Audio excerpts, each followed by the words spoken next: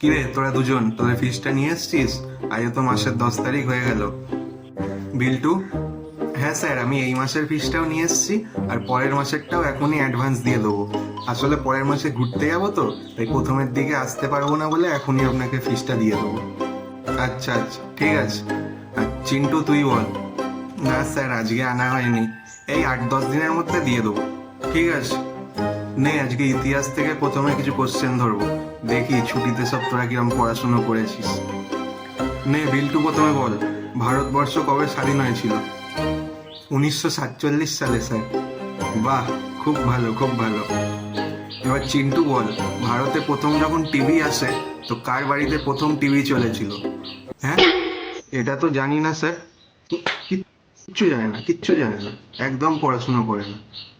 বিল্টু বল, লালকেল্লা কোথায় অবস্থিত? দিল্লিতে। বাহ, খুব ভালো খুব ভালো। এবার চিন্টু বল, বাবরের মাসির বাবার ছেলের নাম কি? পারবো না স্যার, একদম পড়াশুনো করিস না, একটা উত্তর দিতে পারছিস না। বিল্টু বল, ভারতের একজন মহিলা প্রধানমন্ত্রীর নাম বল। ইন্দিরা গান্ধী।